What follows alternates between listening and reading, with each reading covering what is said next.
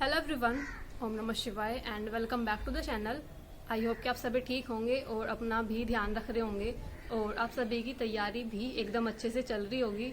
तो अभी मेरे पास रिसेंटली जब मैंने अपना दिल्ली पुलिस का फर्स्ट मॉक टेस्ट लगाया था तो मेरे पास कुछ कमेंट्स आए थे कि दीदी आपने ये जो मॉक टेस्ट लगाया दिल्ली पुलिस का, ये तो आपने 19 जनवरी का लगाया है। अभी जो रिसेंटली RWA पर एक मॉक टेस्ट आया था जो कि था 16 मार्च का, तो सभी के कमेंट आए थे, मुझे 4-5 कमेंट आए थे आई थिंक कि दीदी एक बार 16 मार्च का जो RWA पर जो दिल्ली पुलिस का मॉक टेस्ट आया वो वाला लगाओ, उसका स्कोर क्या रहा, उसका एनालिसिस कराओ। तो अभी मैंने एक मॉक टेस्ट लगाया है 16 मार्च का दिल्ली पुलिस का, RWA पर लगाया मैंने। इसका मॉक टेस्ट का स्कोर क्या रहा वो मैं आप सभी के साथ शेयर करूंगी। सबसे पहले तो मैं बता देती हूँ कि मैंने कुछ नहीं पढ़ाई की है। सेकंड मॉक टेस्ट है ये मेरा दिल्ली पुलिस का, और मैं पहले बता दूं कंप्यूटर वगैरह मैंने कुछ नहीं पढ़ रखा क्योंकि मेरा कंप्यूटर में 0 स्कोर हुआ है। मतलब 0 नहीं है, मतलब बिल्कुल ऑलमोस्ट आप 0 ही मान सकते हो। और हाँ, पहले मैं आप सभी को एक चीज और बता दूं, देखो मेरे पास कुछ कमेंट्स आते हैं कि दीदी आप ये मॉक टेस्ट कहाँ से लगाते हो। तो ये RWA आप सभी को पता होगा, रोजगार विद अंकित की जो एप्लीकेशन है, जो ऐप है, वहां पर आपको हर एक सब्जेक्ट का मॉक टेस्ट, चाहे किसी सब्जेक्ट का हो या फिर किसी कोर्स का हो, दिल्ली पुलिस का, यूपी पुलिस का, UPSI का, या फिर और भी बहुत सारे मॉक टेस्ट आपको मिल जाते हैं। सभी मॉक टेस्ट फ्री में होते हैं, तो आप उनको आराम से वहां पर अपने मॉक टेस्ट लगा सकते हो फ्री में, बिना कुछ परचेज किए, बिना पैसे दिए। वहां से आप अपने मॉक टेस्ट लगा सकते हो। तो मैंने लगाया था दिल्ली पुलिस का। तो अभी देखते हैं कि इसमें क्या क्या स्कोर रहा। कुछ क्वेश्चन ऐसे थे जो थोड़े अटपटे से थे, और आज मैंने जैसे कि मैंने पहला जब मॉक टेस्ट लगाया था ना, मैंने उसमें गलती क्या की थी कि मैंने उसमें सारे ही क्वेश्चन अटेम्प्ट कर दिए थे, चाहे कोई क्वेश्चन मुझे आ रहा था या फिर नहीं आ रहा था। मैंने कंप्यूटर में भी सारे अटेम्प्ट किए थे। उसके बाद GS वाला पार्ट जो इतना बड़ा होता है, मैंने वहां पर भी सारे क्वेश्चन अटेम्प्ट कर दिए थे, जो कि मुझे नहीं करना चाहिए था। तो इसलिए आज मैंने उतने ही क्वेश्चन अटेम्प्ट किए थे जितने मुझे आ रहे थे, या जितना मुझे लग रहा था कि हाँ ये क्वेश्चन मुझे आते हैं, मैंने सिर्फ उतने ही अटेम्प्ट किए थे। तो अभी देख लेते हैं कि आज का स्कोर क्या रहा है। दिल्ली पुलिस का मेरा सेकंड मॉक टेस्ट था, मैं दोबारा बता देती हूँ, RWA का 16 मार्च का था। तो जिन भी लोगों ने लगाया होगा उनको पता होगा कि डिफिकल्टी लेवल क्या था। तो अगर मैं बात करूँ, मैथ्स वाला पार्ट आसान था, ठीक थी। मैथ्स बिल्कुल जैसी मैंने पहले पेपर में लगाई थी दिल्ली पुलिस की, मैथ्स जैसी थी वैसी ही थी, कुछ चेंज नहीं था। रीजनिंग में मेरे कुछ थोड़े से एक्स्ट्रा क्वेश्चन गलत हुए हैं, रीजनिंग भी ठीक थी, नॉर्मल ही लेवल था। मैथ हो चाहे रीजनिंग हो, दोनों इक्वल से ही लेवल के आते हैं, मतलब डिफिकल्ट नहीं आते। और कंप्यूटर में तो मुझे समझ ही नहीं आ रहा कि क्या क्वेश्चन पूछते हैं, मेरे तो एकदम सर के ऊपर से जाते हैं सारे क्वेश्चन कंप्यूटर के, क्योंकि MS वर्ड और एक दो लेजर वगैरह की, लेजर प्रिंटर क्या होता है, बस ये क्वेश्चन दिखे मुझे उस पूरे कंप्यूटर के पार्ट के अंदर। 10 क्वेश्चन आते हैं, 10 में से सारे MS वर्ड से रिलेटेड थे, जिसके बारे में मुझे कुछ भी नहीं पता।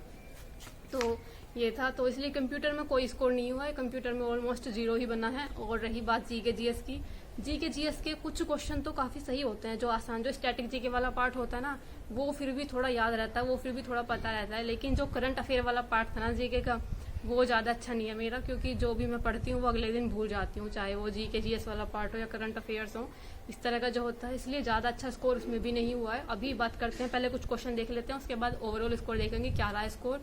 तो सबसे पहले कुछ क्वेश्चन ही देख लेते हैं। क्वेश्चन की अगर मैं बात करूँ ना, सभी क्वेश्चन का लेवल नॉर्मल सा ही था। अच्छा, मैथ्स के अंदर ना एक क्वेश्चन आया था कि 19 की पावर 19 + 20 को अगर 18 से विभाजित किया जाए तो शेष क्या होगा।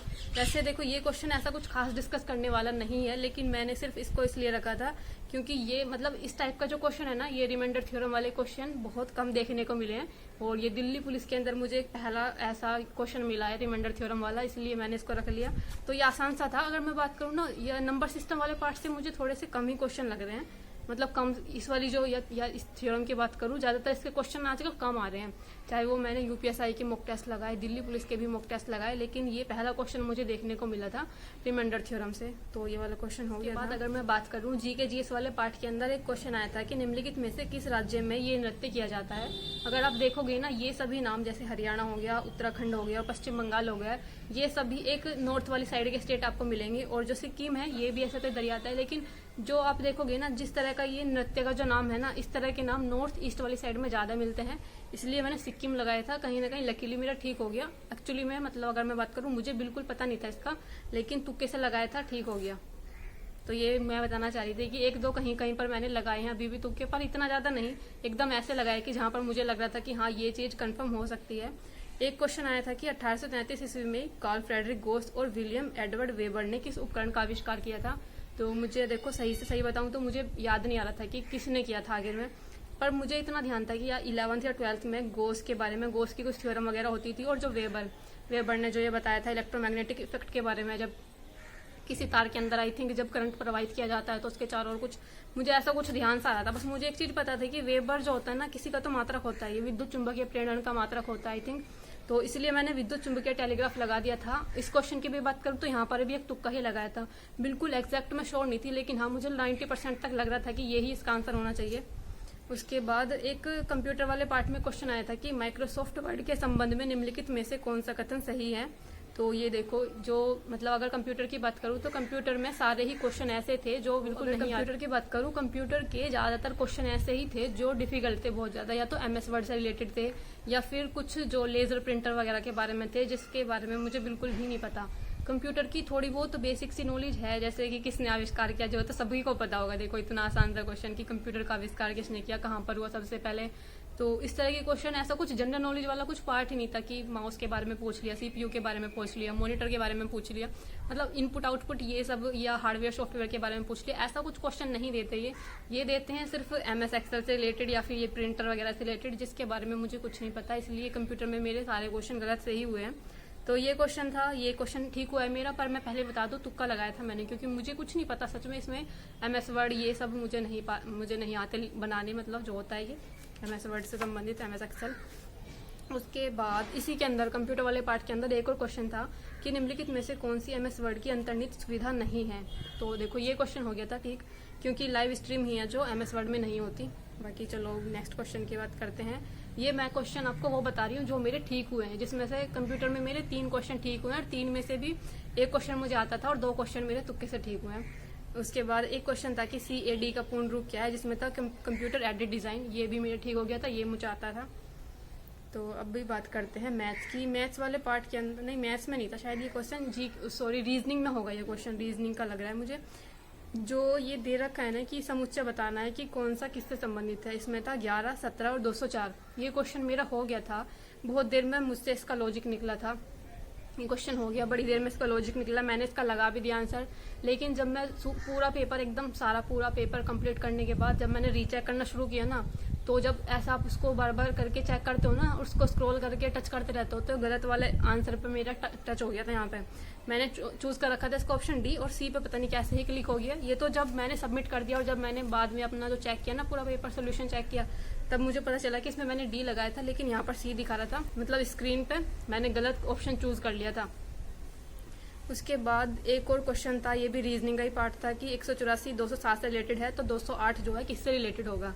ये वाला क्वेश्चन में मैंने बहुत ट्राई किया पर ये नहीं हुआ। एक तो जो इस टाइप के क्वेश्चन होते हैं ना एनालॉजी वाले, जो नंबर की जो एनालॉजी होती है, मेरे गलत ही होते हैं, पता नहीं क्या ही हो रहा है, कहाँ से इनकी प्रैक्टिस करूँ। अगर किसी को, आप सभी में से किसी को पता है तो प्लीज बता देना। मेरे ये एनालॉजी वाले क्वेश्चन, और जो अभी मैंने ये पहला क्वेश्चन बताया था जिसमें ब्रैकेट के अंदर 3 संख्या लिखी होती है, एक ये वाले क्वेश्चन और एक ये नंबर एनालॉजी, इसमें मेरी बहुत मिस्टेक होती है, बहुत ही कम मेरे ठीक होते हैं, मतलब 90% गलत होते हैं, 10% ही कोई क्वेश्चन होता होगा जो ठीक हो जाता होगा। तो उसके बाद एक मैथ का क्वेश्चन था। अच्छा, मैथ के क्वेश्चन में इतना आसान क्वेश्चन भी मुझसे गलत हुआ है, आज मुझे बड़ा दुख सा हुआ इस चीज़ का। एक थैले में 5 रुपए और 10 मूल्य वर्ग के 40 सिक्के हैं, जिनका कुल मूल्य 310 है। 10 के सभी सिक्कों के मूल्य 5 के सभी सिक्कों के मूल्य का अंतर ज्ञात करना था। ये क्वेश्चन पता नहीं मैंने क्या ही किया, पर ये क्वेश्चन मुझसे हुआ नहीं। इतना आसान सा क्वेश्चन था ये, जब मैंने इसका सोल्यूशन भी चेक किया, और उस टाइम पर पता नहीं क्या ही हुआ, नहीं हो पाया। तो कभी कभी ना ऐसा ही होता है, जब हम पता नहीं कहाँ ही माइंड लगा रहे होते हैं, इतने ध्यान से क्वेश्चन करने के बाद भी फिर भी ये गलत हो गया। उसके बाद एक क्वेश्चन आया था जी के जी वाले पार्ट के अंदर की कोशिका झिल्ली की सुरक्षा और लाल रक्त कोशिकाओं के निर्माण के लिए आवश्यक प्रमुख आवश्यक जो है लिपोफिलिक वसा में घुलनशील विटामिन कौन सा है। मैंने लगाया था विटामिन ए, क्योंकि मैंने इसलिए पढ़कर ये लगा दिया था, और देखो फिर इन्होंने ये भी गलत माना, क्योंकि यहाँ पर लाल रक्त कोशिकाओं की बात हुई है, इन्होंने यहाँ पर भी ये गलत माना। इन्होंने पता नहीं कौन सा विटामिन ई माना था शायद इन्होंने, जो कि मुझे कहीं से भी रिलेटेड नहीं लग रहा था लाल रक्त कोशिकाओं से। तो ये वाला क्वेश्चन किसी को पता हो तो एक्सप्लेन कर देना। और एक क्वेश्चन था कंप्यूटर वाले पार्ट के अंदर कि लेजर प्रिंटर का उपयोग किस चीज़ में किया जाता है।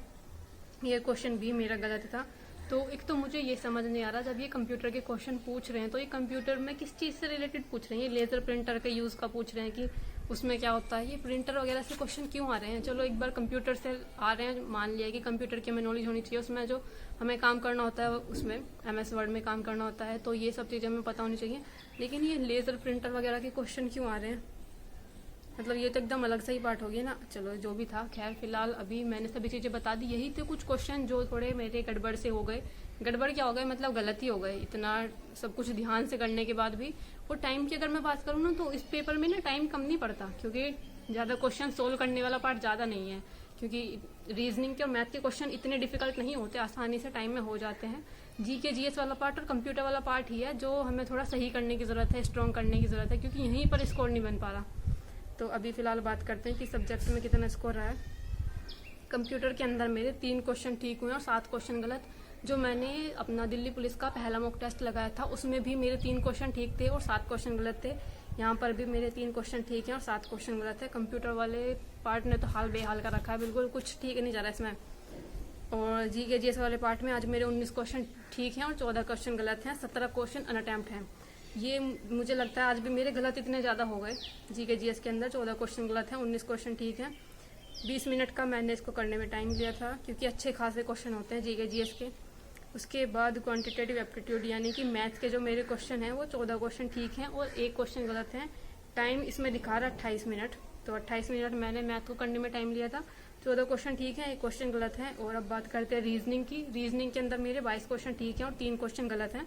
38 मिनट का इसमें करने में टाइम दिखा रहा है, जो कि मुझे लगता है बहुत ही ज़्यादा टाइम है।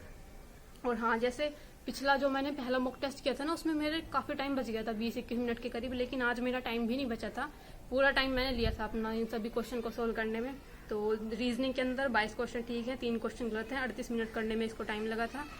तो यही थे कुछ क्वेश्चन। अब बात कर लेते हैं एक बार ओवरऑल स्कोर की। तो ओवरऑल स्कोर जो मेरा पहले मॉक टेस्ट के अंदर बना था दिल्ली पुलिस के, वही इसमें बना है। इसमें मेरा ओवरऑल जो स्कोर है 51.75 है 100 में से। और परसेंटाइल बहुत कम हो गई है इस वाले पेपर के अंदर, मेरी सिर्फ 71 परसेंटाइल है। क्योंकि मेरे पास में ज़्यादातर कमेंट यही आते हैं कि दीदी आप परसेंटाइल पर ध्यान दो, परसेंटाइल को इंक्रीज करने की कोशिश करो, परसेंटाइल 90+ होगी तो मतलब एक अच्छा स्कोर है। लेकिन मेरी तो परसेंटाइल ही 70 जा रही है। करेक्ट की मैं बात करूँ तो 58 क्वेश्चन सही थे, 25 क्वेश्चन गलत थे और 17 क्वेश्चन अनअटेम्प्ट थे। तो यही था कुछ पूरा स्कोर जो मैंने आप सभी को बता दिया। और पहले मॉक टेस्ट में मेरे दिल्ली पुलिस के 52 नंबर आए थे, इसमें और 1 नंबर कम ही हो गया, इसमें 51 ही रह गए हैं। तो बस इतना ही कुछ स्कोर था। परसेंटाइल भी बहुत कम है और पूरा स्कोर भी ओवरऑल बहुत कम है। GK GS वाले पार्ट की वजह से और कंप्यूटर वाले पार्ट की वजह से मेरा पूरा स्कोर बेकार हो जा रहा है हर बार दिल्ली पुलिस के मॉक टेस्ट के अंदर। तो यही थी कुछ चीज़ें जो मुझे आप सभी के साथ शेयर करनी थी। तो आप सभी की तैयारी कैसी चल रही है, किसका कितना आ रहा है स्कोर दिल्ली पुलिस के मॉक टेस्ट के अंदर, एक बार कमेंट कर दिया करो। आप मुझसे तो पूछ लेते हो, अपना स्कोर बताते नहीं हो, तो प्लीज़ अपना भी स्कोर बता दिया करो, ताकि मुझे भी थोड़ा मोटिवेशन मिले। जब मैं देखूँ कि सभी लोगों का इतना अच्छा स्कोर आ रहा है, इतने ज़्यादा नंबर आ रहे हैं, तो मुझे भी कहीं ना कहीं मोटिवेशन मिलता है कि मुझे भी और मेहनत करनी है, मुझे भी उतने नंबर लाने हैं। तो अपना स्कोर भी प्लीज़ कमेंट कर दिया करो। बाकी आपका कोई क्वेश्चन रह गया हो तो प्लीज़ कमेंट कर देना। मिलते हैं नेक्स्ट वीडियो में, तब तक के लिए bye bye, take care and Radhe Radhe.